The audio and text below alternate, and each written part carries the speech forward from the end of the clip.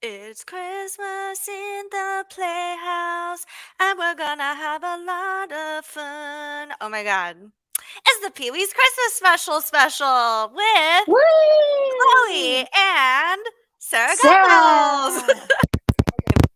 Well, y'all, we're here to talk about it's post Christmas. But we're here to talk about the most important Christmas special that has ever occurred on this earth, as far as I'm concerned.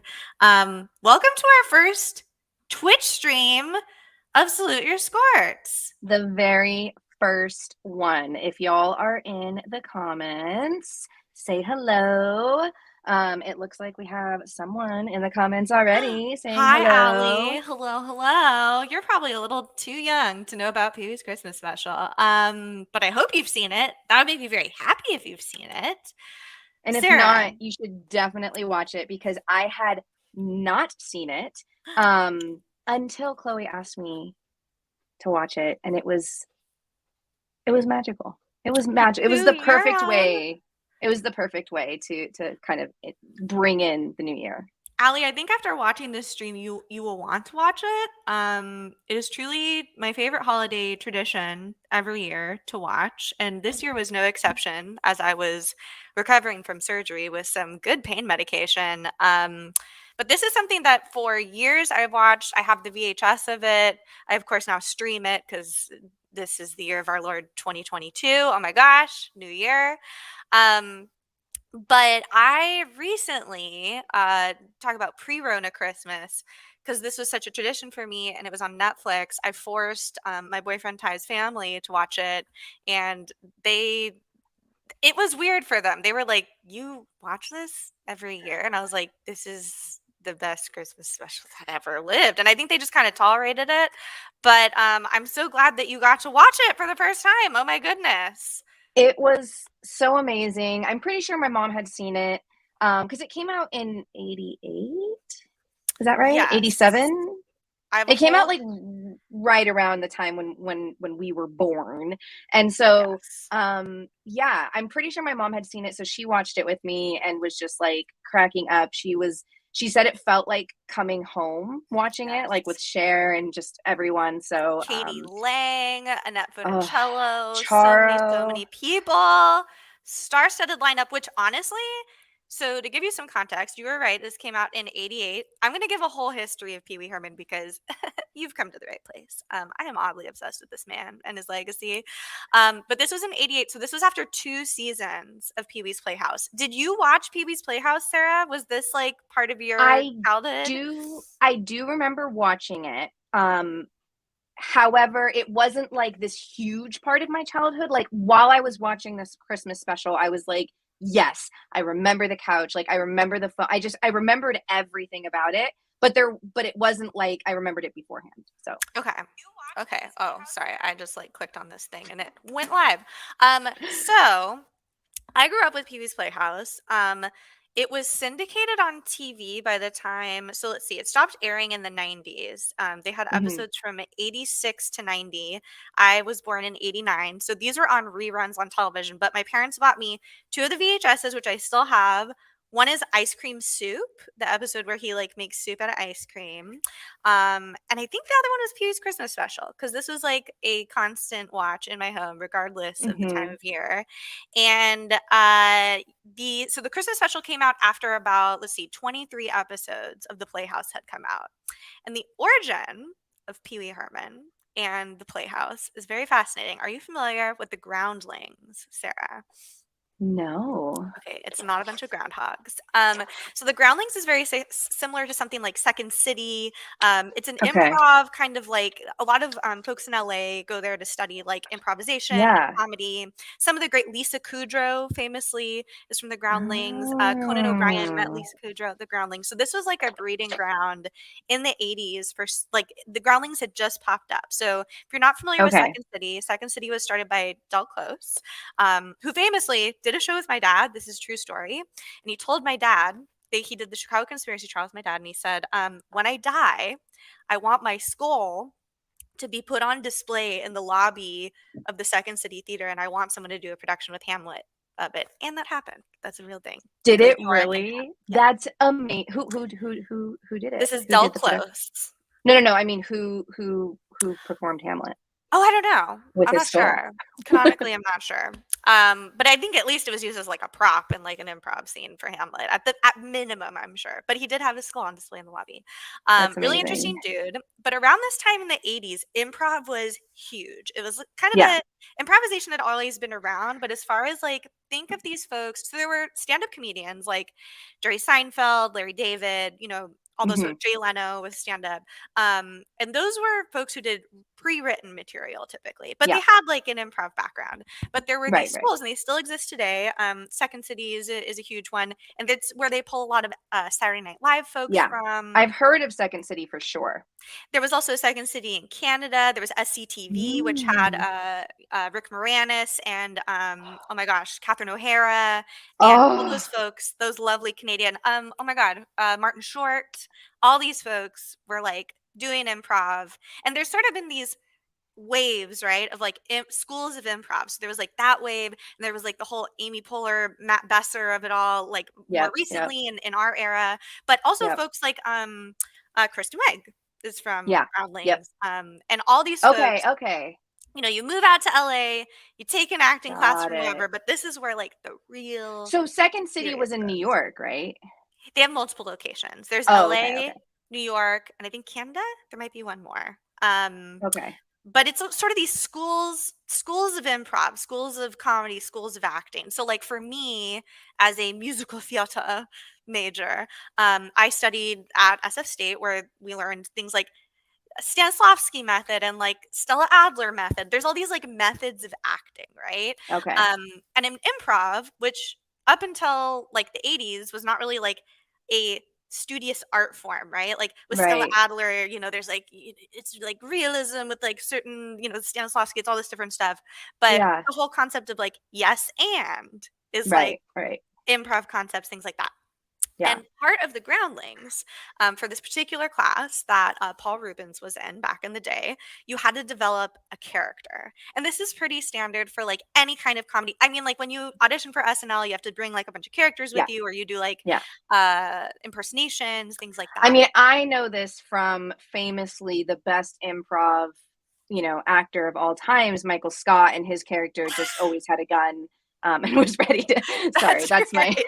Or Prison Mike. Prison Mike. Oh gosh, Prison Mike.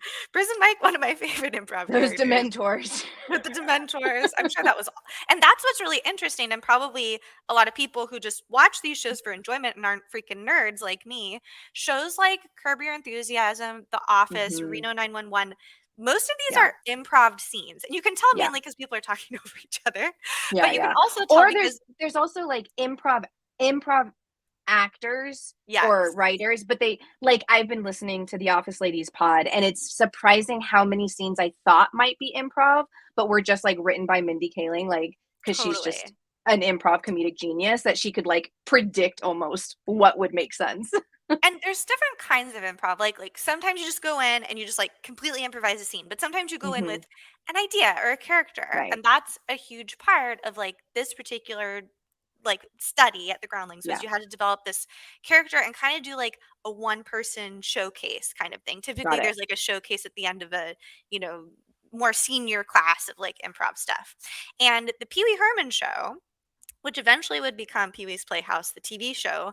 started as this like niche indie underground like so you have to remember this is pre-internet, right? This is Yeah. the Yeah. 80s, early 80s, early to mid 80s, and I guess he had developed this character, Pee Wee Herman, who was sort of this kind of like bossy, almost like nerdy but Peter Pan like kid putting on a show kind of in his Yeah. room Yeah. kind of Yeah. thing.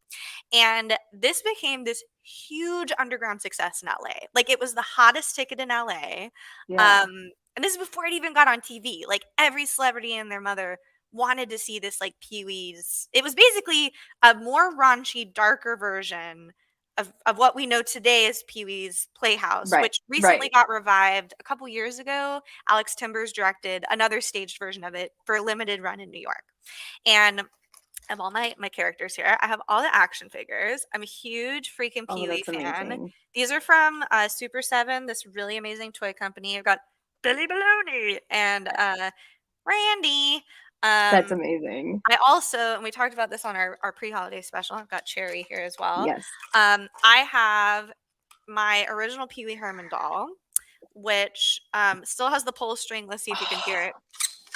It just like squeaks, which is kind of the charm to it, right? Oh my And gosh. we just talked about it on the last episode that famously my mom worked with a woman with one of these in the box and was like, "This is going to put my son through college." I don't think it did.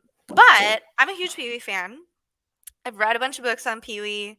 I grew up with a set designer who worked for my dad, who worked on the original Pee Wee's Playhouse set, which I thought was like, you have touched That's greatness. Like, oh. amazing. But this was my Sesame Street. I watched Sesame Street, but this is like what I gravitated towards as a kid, which Yeah. honestly says a lot about this. Like, it explains quite a lot.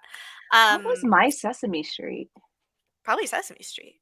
No, it wasn't. It really wasn't. I can't even think about it. I don't Fraggles? know.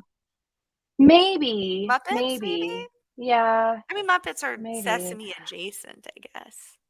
I can't even remember. I feel like I just listened to all of my mom's Madonna records and, like, danced around and had tantrums. That was my Sesame Street. Oh, Anyways, continue. so that's super interesting context here, right? Because you have to remember, by the time Pee Wee's Christmas Special came out in 1988, Pee-wee was a household name, Yeah, okay? Like, people in LA specifically, which is, like, the entertainment world, knew who Pee-wee Herman was, and it wasn't yeah. I think once, I'm just looking up when Pee-wee's Big Adventure came out because I have some things to say about that as well. Another Also, epic if one. folks are watching this either live or on a recording and actually visually seeing this, because I mean we are recording with video today. If I'm making weird faces, it's not because of what Chloe's saying. I still am recovering from my knee surgery, so if I'm like looking down and going, that's why. Just disclosure. Oh, yes, Rachel W. says 1985. So, to give you an idea, and I had the distinct honor, Sarah, of, let me pull it up, meeting Pee Wee Herman. It was such a treat, I such a dream. don't think you've ever told me this.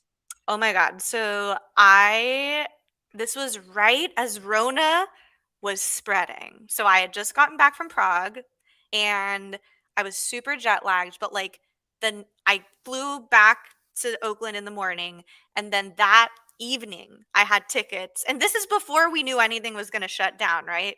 I think like when I was in Prague, my boyfriend was like, "Have you heard about this COVID thing? Like maybe you should come home." Um, I'm going to share my screen here in a sec. But basically, I got tickets to this well before this Prague trip was planned. And I was like, I have to go. I got a VIP ticket. I was like, I'm going to meet him at the meet and greet. I'm going to tell him how much I love him. And here is my picture that I took with him. Oh I my dressed up as god. Shee-wee, which Oh is my god. female, not to be confused with the urinal, which we recently were discussing. But here's me with Paul Rubens. How And have it I was never seen this picture? truly, like, one of the best moments of my life. We chatted, we took a Oh photo my together, we talked about, like I was like, "Hey, I wanna make children's television content," all this different stuff. It was so magic, and the interesting thing about this performance was oh my god, it was so unique. So, it was at, like, the Masonic Hall or something in San Francisco, pretty big venue, and you weren't allowed to bring your phone in. It was, like, this special thing called like I want to say not Sonder. There was some sort of company there where you put your phone in this bag, it locked, and Okay, you left the phones. You almost like valeted got your it. phone. Like no one Yeah, was yeah. allowed to have a phone. And oh my god, this tells you like what point of Rona this was because he did a meet and greet, and this is the Yeah, last yeah. half of the And tour. you're This was this standing next to him, and this was literally next to February. him, and I remember he had hand sanitizer. So like that's the point of like early 2019 this was or 2020. 2020. And it was so interesting because nobody was allowed to have a phone. You only were allowed to have a phone in the meet and greet, but it Right. really kind of required you to be super present and talk to the people Yeah. around you because nobody had a freaking phone. And I was there by myself. It's not like I was going to drag my boyfriend to this crazy thing. And everyone, literally everyone was dressed up. This was stop two of like a 10-stop tour he was doing for the 25th anniversary, I believe it was, or the 30th anniversary, I guess this would have been some sort of major anniversary for this, Yeah. for Pee-wee's Big Adventure specifically. Yeah. Yeah. And it was so interesting because they played the movie. So we all sat in a theater together, watched the movie, and you have to keep in mind, I saw about 100 of these dolls. Everybody brought their Pee Wee Herman doll. Everybody was dressed up. Everybody was like cosplaying Large Marge and all the people from the movie. It was honestly so wonderful. And everyone was present because nobody had their phones. That's so neat. And then Paul Rubens comes on stage with this huge stack, like a binder, right? Like physical papers. And he sits down and he goes, I want to tell you about the making of this film. And not only did he share all of these never before seen black and white images of him and Danny Elfman, who was like 20 something when he did the music for Pee Wee's Big Adventure. It was also directed with Tim Burton. So it's this young 20, it made me feel like I had accomplished nothing in my life because I'm looking at these pictures of this young, like I think Danny Elfman had like braces. Like he was just like really, they were Oh young my men. gosh. And he told this really interesting story about, he got the deal to write this film. Originally, he was obsessed with Pollyanna, and the whole plot was just Pollyanna, like shot for shot remake for Pollyanna.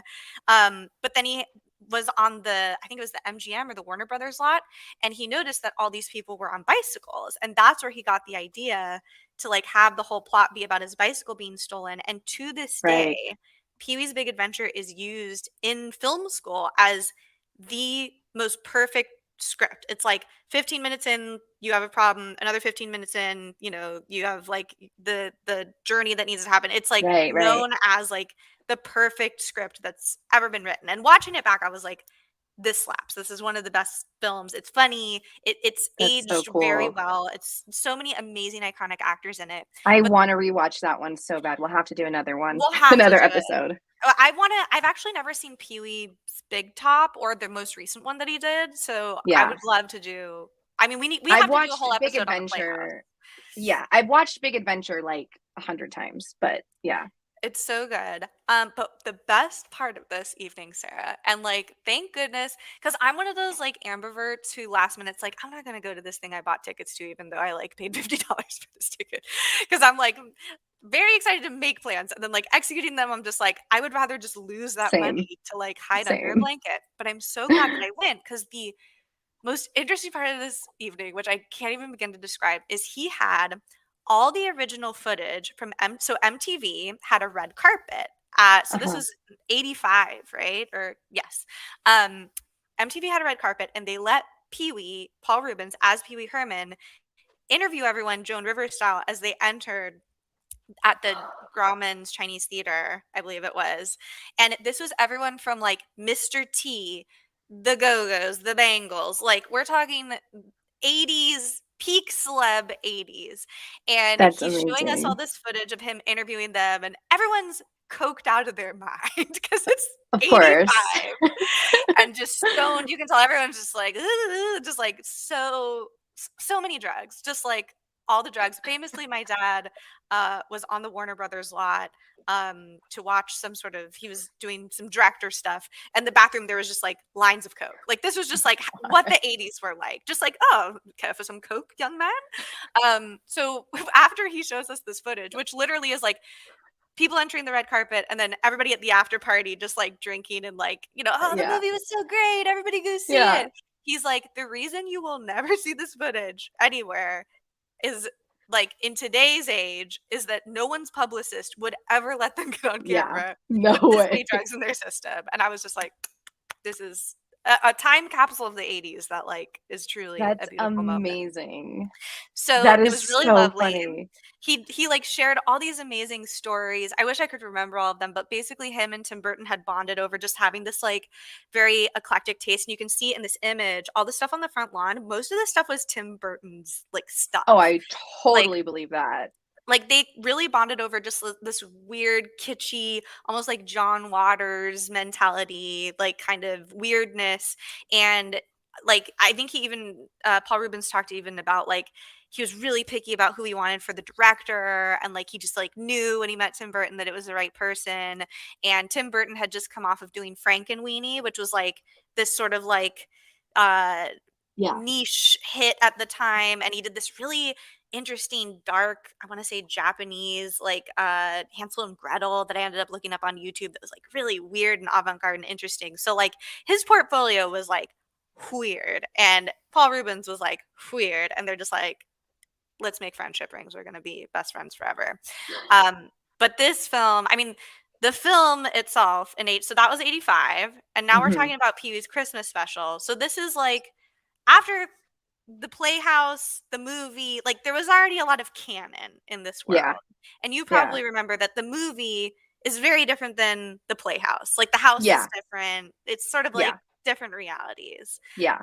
The movie But is like if Pee-wee lived in the real world. yes. Yes. And it's a little bit more, I would say, like Pee-wee's Playhouse is like made for kids, Yeah. whereas Pee-wee's Big Adventure is a little raunchy. It is, yeah. In Like like the best ways. And it's like, Large Marge is like terrifying in the best right. ways. And yeah, yeah. I think it's yeah, yeah. And I read I this also book about just like the history of Pee-wee and the Playhouse and everything. And I haven't seen Pee-wee's Big Top, but apparently the reason why, like critically, it was not, kind of people didn't like it is he has like a relationship, and like Pee-wee was always considered sort of this timeless, boyish, like I don't, very Peter Pan, like I yeah, don't like yeah. girls, yuck. Like every time Miss Yeah. Yvonne tried to kiss him, he's like, oh. And so I think what ended up happening, I haven't seen it yet, but we should cover it on the show with Pee Wee's Big Top, is like it Yeah. got kind of oddly sexual, and people were like, "Not my Pee Wee!" Like, please no. But I loved Pee Wee. I mean, I was young enough to just like it just brought me anything where it just like furniture It's comes just to life, like yeah. Brave Little Toaster, Pee Wee. I'm there. I'm freaking Yeah. there. Toy Story. Totally. I'm Totally. there. I Um, do think it's kind of interesting that speaking from someone who recently saw it like for the first time, it's like you just said, there was a ton of canon already out there, and like there was already this film, like he had already been doing his show for a long time, and celebrities all knew who he was, right? And right. like I think that the fact like starting this Christmas special, it felt very much just like like the ball drop where someone is hosting Yes. a party, and it was literally just a Christmas party hosted by Pee-wee, and it felt very like, let's just have fun, let's just like, it didn't feel cash grabby. Like I No. feel like if someone were to do it today, it would feel cash grabby, like, oh yeah, you just paid that influencer or that Even star to when come you onto watch your like a show. Muppet movie nowadays, you're thinking like, "Oh, how much did they have to pay so and so to be in this movie?" You know Exactly. what I This mean? did not feel like that at all. It felt like everyone who came like wanted to be there, and I'm sure, like I hope they got paid to be there too, but like Yeah. it didn't feel like that was a part of the discussion. It was more just like, let's have fun this Christmas You kind know of what it thing. reminds me of, which ironically involves Pee Wee Herman, and we were talking about this recently in a group chat with friend of the pods, Brandon Minnick and PJ Metz, is so if nobody's watched, if you haven't watched What You Do in the Shadows yet, the TV series, I mean, watch the movie. The movie is incredible, but the TV series is great. And there's an episode, I want to say it's like, no spoilers, like season finale of season one, where basically Taika Waititi called up out of the blue every Yes. random celebrity who had ever played a vampire. And we're talking everyone from like Brad Pitt to like the lady from Westworld to like Danny Trejo, like everyone. And basically whoever responded got to be in this episode where it was like the Grand Council of the Vampires. Paul Rubens is one of them because he's Amazing. canonically played a vampire in, I can't remember right now, but he's great in it, and that's what this like. That episode is the closest I've ever Yeah. felt to this. Like That's that scene exactly from how it felt. Anchorman where all the celebrities are in it, where they get in the fight. Like Yes. that's the only thing akin to this that I can think of, where it's like, why are all these people together? And it's like they're having so much fun. They probably didn't get paid that much for it. They just like had a great Oh, time. Um, but I love truly, that. like I feel the same way watching this, and that's why. So I was looking at the trivia. Let's see if I can find it. There are a couple little interesting trivia tidbits, but what I figured we could do, Sarah, is kind of like go through all the celebrities and talk Yeah. through our favorite moments and some Yeah. highlights. But here's an interesting little. So I too was like interested on like what was shooting like for these things and how long did it Yeah. take? Because I'm sure like Charo was one take, right? Like she's just such a immaculate professional that she's like Feliz Navidad and she just like did the whole Oh, thing. But there's a couple interesting facts here. One is that uh Cher basically was like in the middle of a tour, but was like, I have to do this Christmas special. And like you can kind of tell when she's on yeah. camera that it's very rushed. And she's like, all right, bye. And she's like literally heading on a jet to like go and do Yeah. her world tour. But there was a couple things. While I bring up the trivia, tell me like what your impression was going into this watching it the first time. Like what were you expecting? I I don't even think I had an expectation because what I know about Pee-wee is it's just kind of chaotic. And you had Yes. told me that there was a bunch of guest celebrities. So that was the only kind of information I like did not look anything up. But that was the only information that I had was that there were, a bunch of guest celebrities. And so I just kind of went at it like we were just talking about it, like this was just something like that I was going to be able to witness. And then right when it started, and then my mom just started being like, oh my god, this feels like home, like this feels Yeah. like these are all of the famous people of her like young 20s, because she was 24 in 88, right? And so it was just kind of like, I don't know. It was just kind of like, yeah, I didn't have any expectations. And I think it met them in the best ways. Like, it kind of was just like, yes, this is just an experience. I took zero notes. So I'm going to be heavily Good. relying on Chloe for You should have like, been present for this I because couldn't take notes. I was just like, I yeah, had to just be watching. and Yeah, truly, like it's interesting that you mentioned that it felt like home for your mom because for me, this was my introduction to a lot of these people. Like I had no yeah, idea who Annette Funicello was. I had to ask my mom, and there's no internet. I was like, "Who's this lady?" And my mom was yeah, like randomly on TV, she'd be like, "Oh, that's the lady from Pee Wee's Christmas Special." I'll be like, "She old? Like what?" Like it was very confusing to me. I always think yeah, whenever I think of potatoes, I think of Annette Funicello and her green teeth. I also had no idea who Grace Jones was. Like, let's yeah. talk about the representation in this special. It's Oh so my many gosh. amazing people like Whoopi Goldberg, Lawrence Fishburne, of course, famously, who was Oprah. in oh my god, Oprah. Charo, Amazing cameos in here. Cher, Magic Johnson, like So so here's many. So Katie Lang, who for whatever reason stands out the most. So Katie Lang was the first lesbian that I saw on TV. I can canonically say that because I remember when I was Ayla's age, when I was 3, I said, "Mommy, like, why is her hair cut short? And why does she like what?" And my mom's like, "Oh, like some women like other women." And so like this was like the first like openly lesbian person that I saw on television. And this is like pre Ellen, pre any of that. But this trivia fact here says Katie Lang was asked by Paul Rubens to be on the show after hearing her first record, and which was given to him by issue of Warner Brothers. Her segment took the longest to film, nearly half a day. Wouldn't have Wow. expected that that would be the longest one to film, but there was a lot of interesting Interesting. camera work. And I remember that song being long for whatever reason. Yeah. Um, Yeah. but love Katie Lang. That was my introduction to her. My introduction to, I mean, I don't think I knew who Oprah or Whoopi Goldberg was. Like for me, they were from the Pee Wee universe. Like Right, I right. was like, oh, Cher, Charo. Like I knew Charo from this and Thumbelina. That's all I knew Yeah. her from. I didn't know her Yeah. as a recording artist. And same with, I'm just looking at some of the other people here. Oh, Magic Johnson. Had no idea who Magic Johnson was. Yeah. I knew he Yeah. hung out with the Magic Screen. Here's a Magic Johnson fact. In order to secure Magic Johnson's appearance, the producers had it arranged to film just under an hour on a Saturday, and he had a game scheduled later in the day while he was with the Los Angeles Lakers. Okay, do you know what I love about Magic Johnson, which I don't know pretty much anything about him other than that he was on Pee-wee's Christmas Special and then the thing I'm about to tell you. But just like these two facts are creating this story of who he is in my mind. I just rewatched the Magic Johnson episode of Nick News with Linda Ellerby. Oh, yeah, yeah, yeah. I vaguely And it remember was, this. yeah, it was when he had retired from the Lakers the first Right? time. And he retired because he was HIV positive. And Right. he had said in his announcement that he wanted to help children understand what it meant.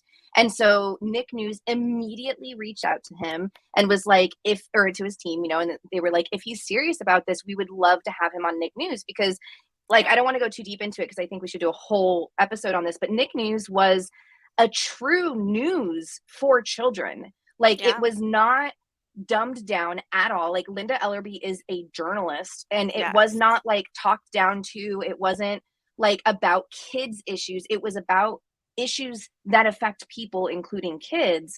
And they worked really hard not to like exacerbate issues. Like, they didn't want to, like, that's not the right word, but like they didn't want to like glorify or like make money off of, like, talking about these really big things, but they did want to talk about real things. And so he accepted, and he went on to this episode to talk about what, like how he became HIV positive, like, how he got HIV, like all of these things.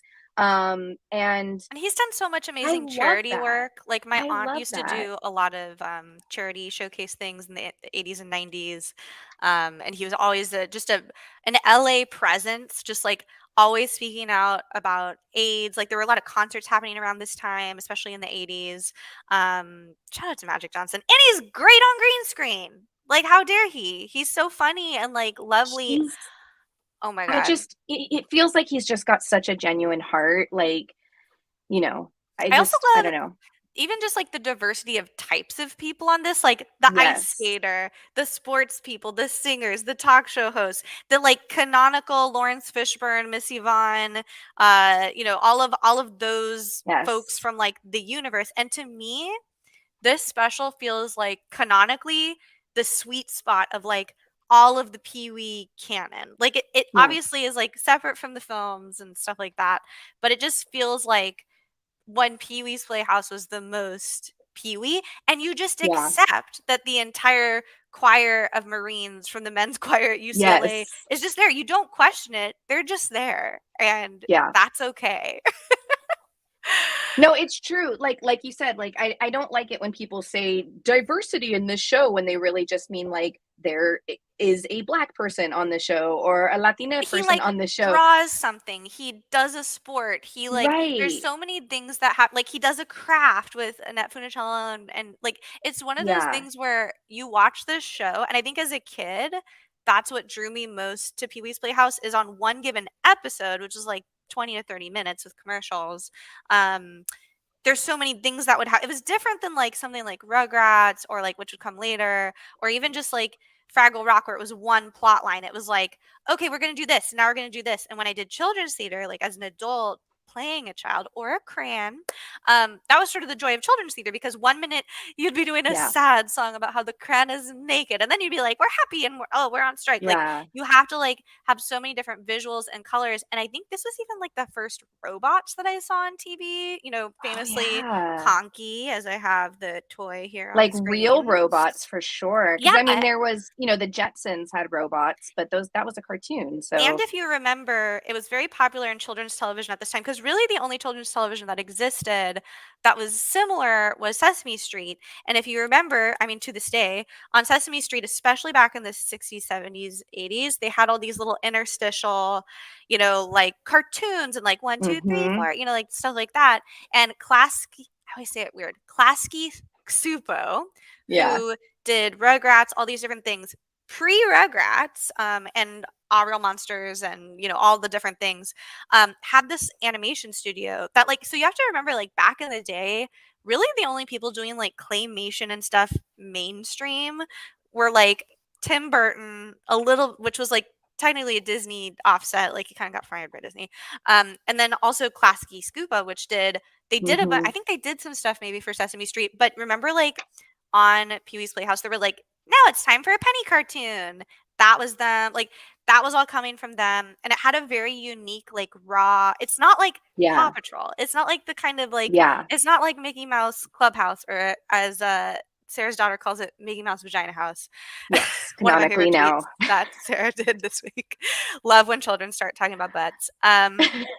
But it really, I think that's what really spoke to me, because I grew up in the Yeah. theater where there was just like so much grotesque stuff, and my mom built all these like Yeah. really incredible costumes, and this was like the only thing that I saw on TV where I was like, I remember getting upset because I wanted to live in this world. Like Yeah. his little like medicine cabinet thing that just had like the toys that went by, like I wanted all that, and I think that's Yeah. why I ended up working in tech is I'm like, I want to build all this like stupid stuff, which I do. I think, yeah, totally. I think that's a good point though. Like in terms of, you know, like Rachel just said, this was a real kids variety Yes, show.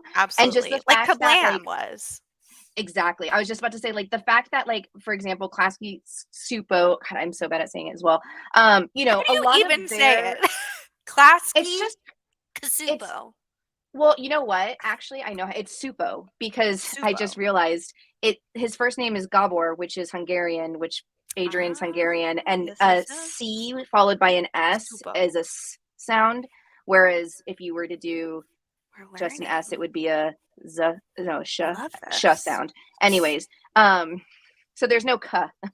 Rachel's Anyways, totally right though. It was like it was almost like remember the Gong Show?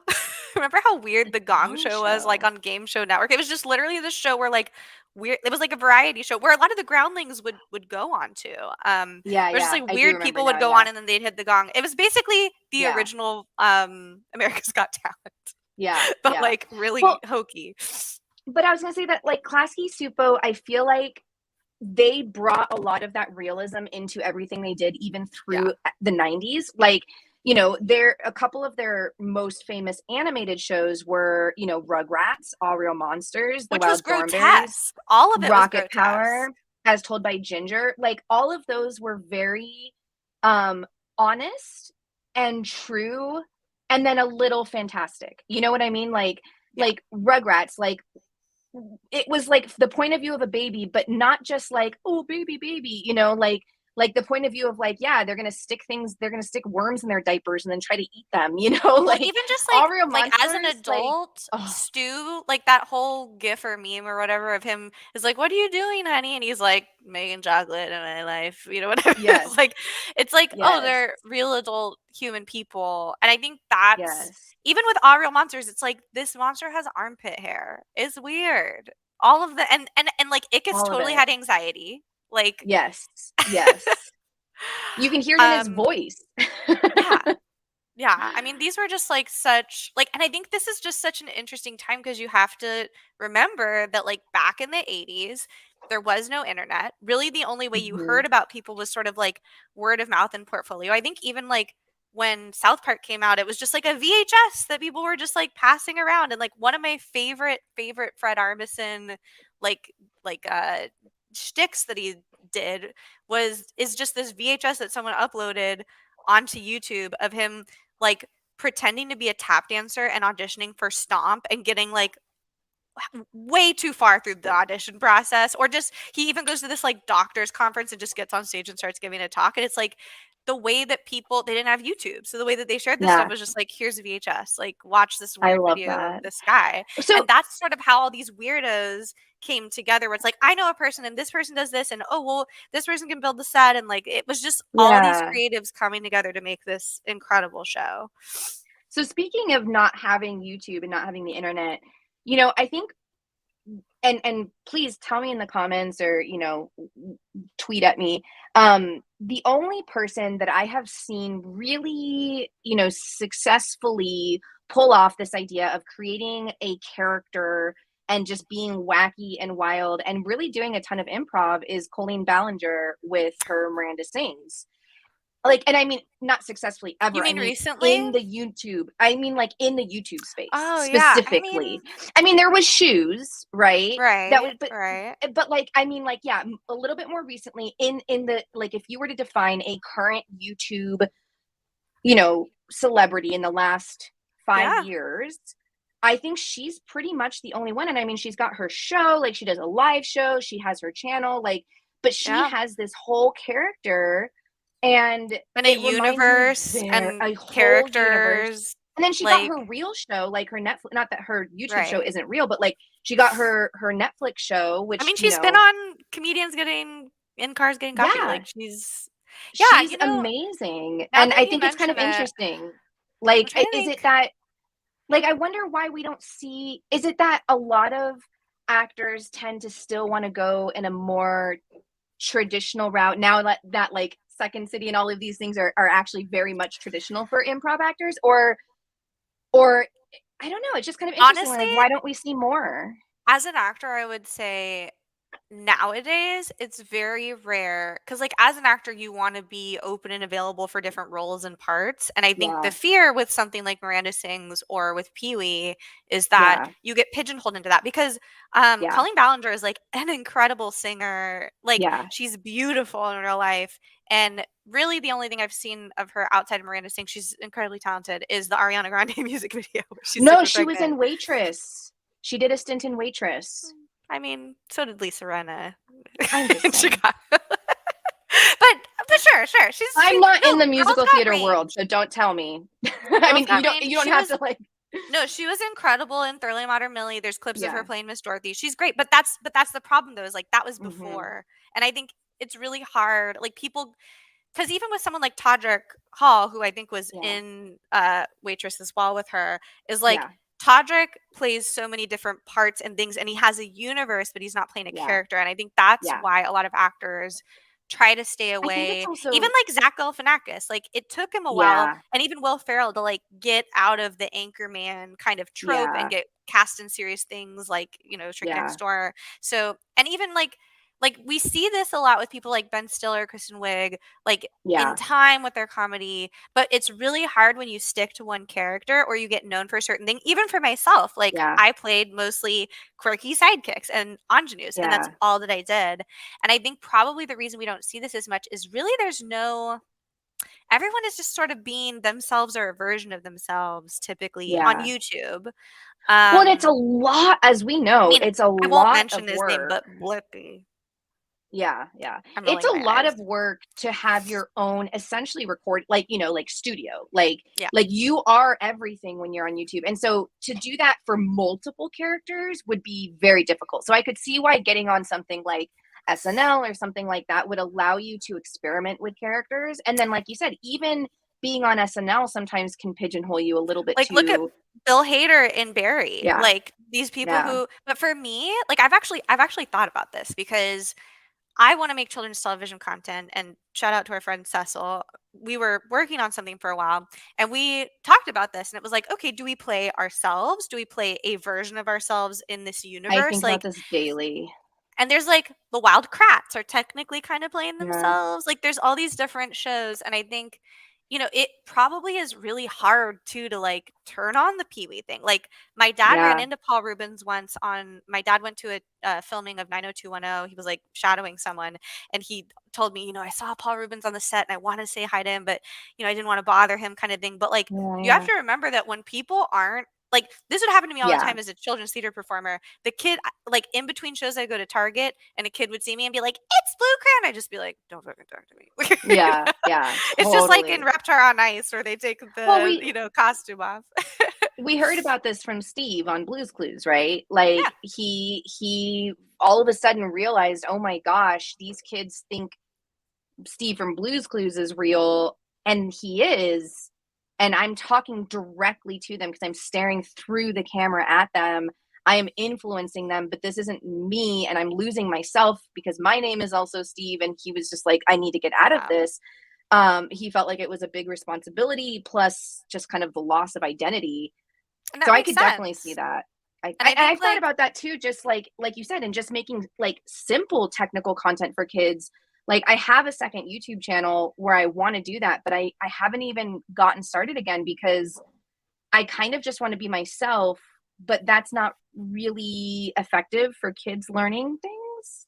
well, even think of people like people like Hilary Duff. You know what I mean? It's Mm, taken her a while to get yeah, out of that like character. I mean, she was even going to do like the revival of Lizzie McGuire, right? And I think it's very interesting in today's age. I feel like we demand so much from our entertainers and our performers. They can't just be an actor. They have to be like a singer, actor. They have to do yeah, serious work. They have to do comedy. Like you have to be serious enough that you can be in an Oscar winning. It's like Lady Gaga, right? Like yeah, so yeah, funny, so talented, amazing singer, can go on SNL and fucking nail it, can also be the musical guest. Look at Billie Eilish recently on SNL. It's like you have to be everything. You can't just be yeah, like Hugh Jackman, Broadway performer, Wolverine. You yeah. know what I I mean? mean, It's like you Ariana have to be Grande. everything. Yeah. Ariana Grande, who was great and Don't Look Up. We can't talk She about was it great. I too thought much, it was but she was so funny incredible. when someone was like, Oh my God, she was so good in Don't Look Up. And I was like, she's an She's so great. actress. Like, She's so do you great. not know?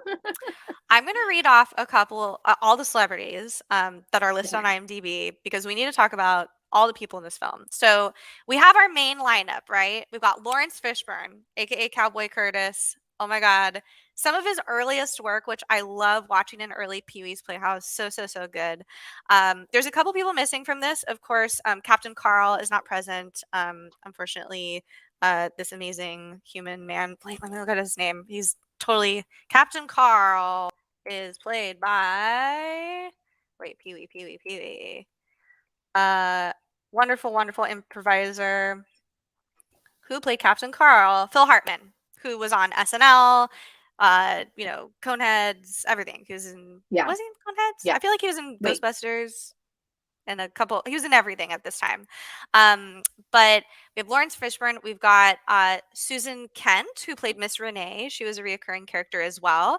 Now, do you recognize, this blew my mind. Do you watch Always Sunny in Philadelphia? Or I've have you seen watched it a little before? bit. I've Charlie's watched a bit. mom is Miss Yeah. Yvonne. It's the same actress. Oh, Lynn Marie Stewart, another Groundlings performer. So Susan Kent, who played Miss cool. Renee, is from the Groundlings, as was I believe Phil Hartman as well, or maybe he was Second City. I'm not sure. Lynn Marie Stewart, Miss Yvonne, also from the Groundlings, I believe. So these were all like the core kind of group was a lot of improvisers from the Groundlings who were in the original. Like, so this is co-written by John Paragon, who is the voice of Terry, the pterodactyl, I believe, and a couple other folks as well. And I believe he's also John B, the genie. Yes, he is. And he had a very, very close but tumultuous collaboration with Paul Rubens over the years. So that's a Mm. very interesting thing to read about. I'll definitely link to the book in the show notes. We've got William Marshall, the king of cartoons. What a what an icon. Loved every time they showed one of those vintage cartoons. Oh, The Countess, Fish, Flower, Globy, all played by George McGrath. He did a majority of the voices for the Playhouse. We also have Vic Trevino, Ricardo, which I always loved the like very kind of sexiness of Ricardo. yes. Like he was just sort of this like, I don't know. He Oh, seemed like way over sexualized for like a kid show, but like it was yes. implied, it was never said. So obsessed with him. Wayne White did the voice of Dirty Dog, Fish, Flower, Mr. Kite, Randy. So we had like the core players here. But then on top of that, of course, I have Paul Rubens. But we have Frankie Avalon as himself, and I love that they play themselves. Like that's the joy of this universe. It's like the Pee Wee's universe is real, and we live canonically in this universe. We've got Yes. Frankie Avalon, Charo. We've got the Del Rubio triplets, which I remember reading in the book was just like this singing group that they were like, why are you putting them in there? They're not a celebrity. And Pee Wee's like, we have to put them in. I'm sorry, we do. It's just like, Yeah. it's my movie or it's my special. We're putting them in. Annette Funicello, Whoopi Goldberg, Magic Johnson, Grace Jones, which she didn't scare me as a kid, but I was like, why is she in that box and what is she wearing? Is she cold? Yeah. Like I was like, Yeah. is this metal on her boobies? Yeah. Katie Lang, Little Richard, so much energy. I remember being like, who is like this is my introduction to all these people. I was like, who are these people? They're such caricatures of themselves. Joan Rivers, who I'm pretty sure some of these celebrities like Oprah, Joan Rivers, Whoopi Goldberg, it was a Zoom call that they just like edited into the movie. Because for anybody who's never seen it before, it's just sort of like the first Zoom call. It's like these little Yes. soup cans and they're talking to each other. Hence And my clearly background. people If you couldn't can't make it see, on because you're set. So they're listening. like, can you just record something in your studio? They Yes. sent it over. Dinah Shore, I had no idea who that was at the time. Oprah Winfrey and Zsa Zsa Gabor, which I remember at the time being like, who is this crazy woman? Who are these people? Also Cher, of course, Of course. the UCLA men's choir. There's so many cameos, but I So think many. if I had to pick my favorite moment of this, I mean, obviously all the fruitcake stuff is hilarious, and the culmination of it at the end with building the room out of fruitcakes is like such ingenuity. But when I think of this movie, or I guess special, Sarah, I always think of Charo and Feliz Navidad because like it was my Yeah. favorite part. And she's so Yeah. wonderful and she's playing guitar and she looks amazing. Ugh, That was favorite just part. the like that had to be my favorite part. Yeah. It really did. I mean, every single person was absolutely amazing, but just yeah, I loved I could not stop laughing at Finis La Blah, Feliz and I Navidad.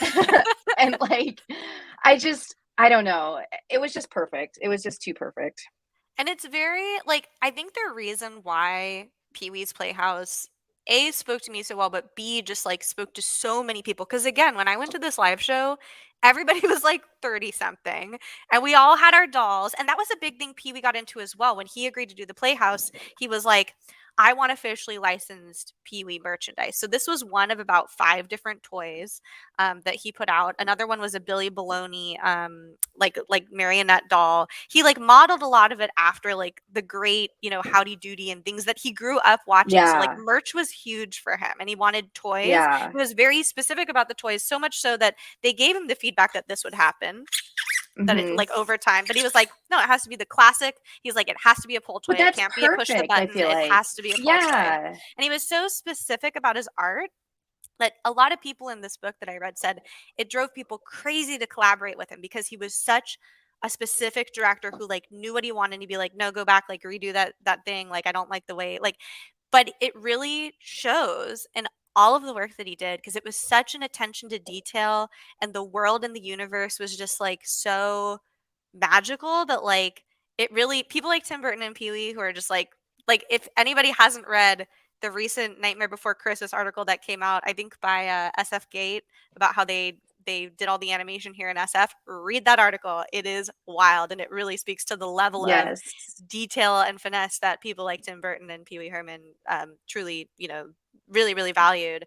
But it's just such a like I don't know. I think because all of these actors play it so honestly, like that's what Hmm. like comedy for me like there's slapstick and there's like over the top kind of like impersonation Yeah, stuff. yeah. But when I think like the reason that I love this show so much is you believed when you watched the Playhouse that Miss Yvonne was in love with Pee Wee and like wanted to kiss him. And like the stakes were high for her and she like Well, wanted all that these things and like Pee Wee would get upset about certain things and you like related to him.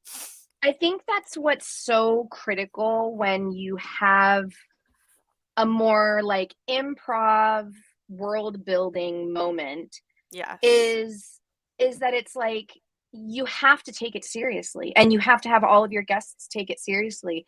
But the fact that I feel like every single guest, every single one walked in with the mindset Pee Wee, like Paul Rubens is Pee Wee. I am Right. in Pee Wee's Playhouse celebrating Christmas with Pee Wee right now.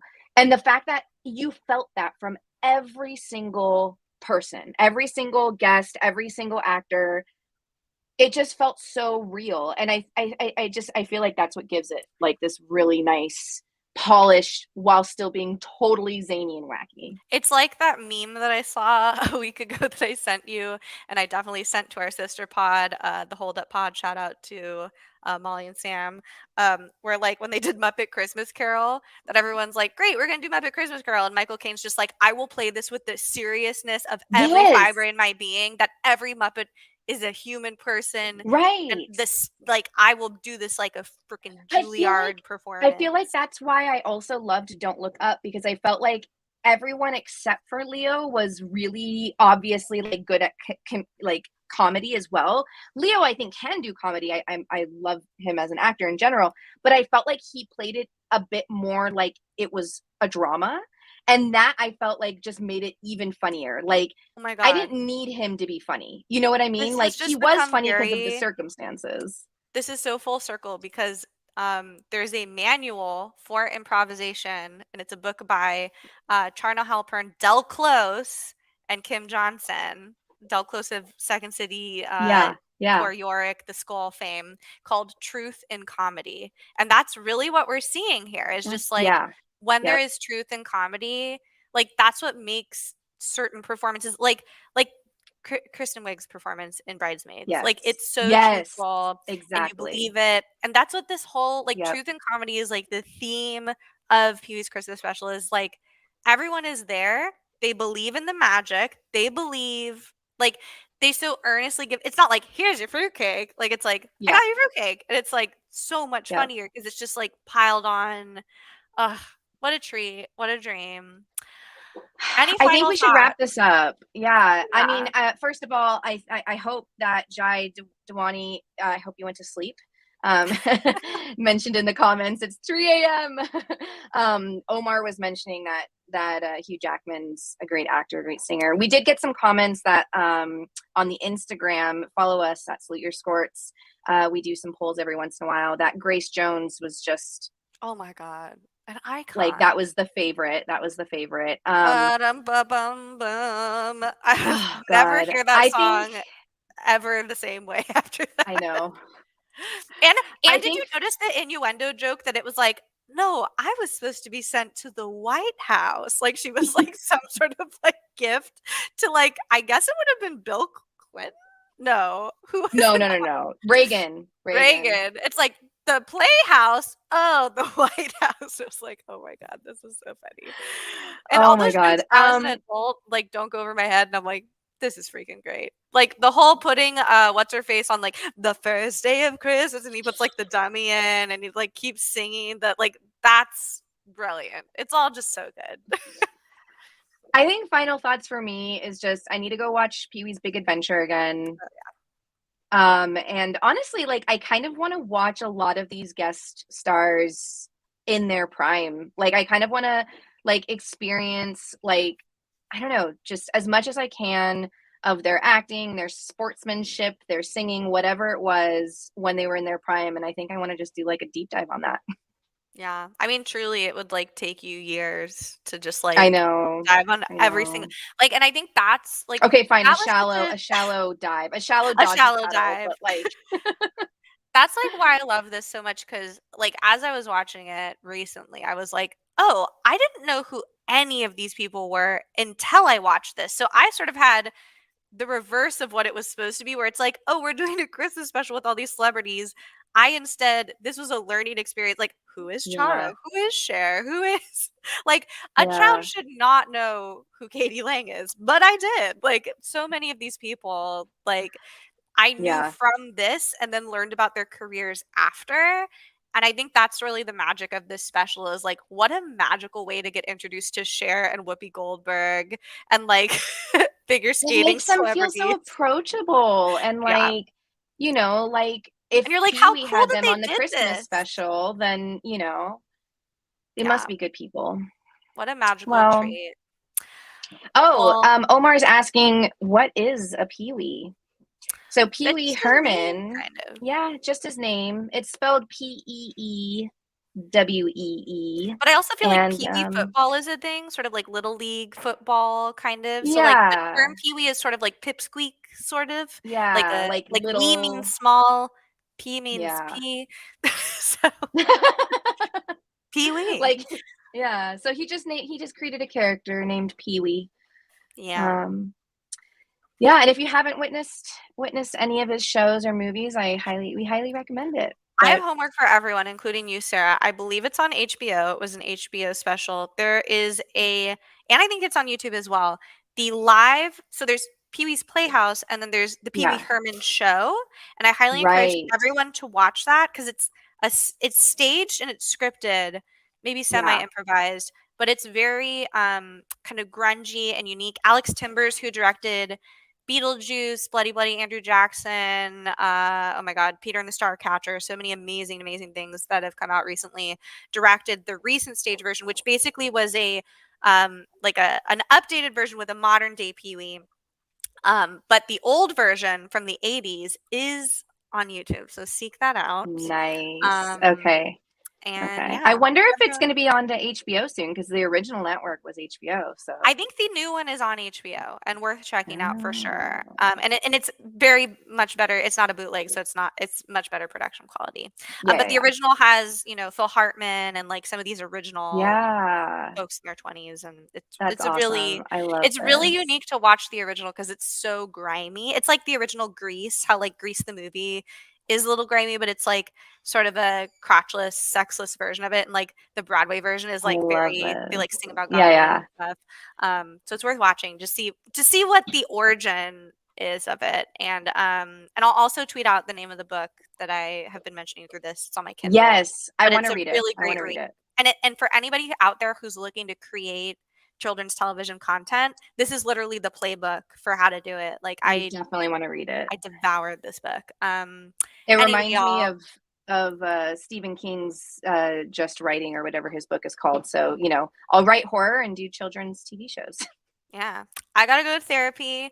I will see y'all on the I got to do Instagrams, on physical the Twitter, therapy. and Thanks for joining us live.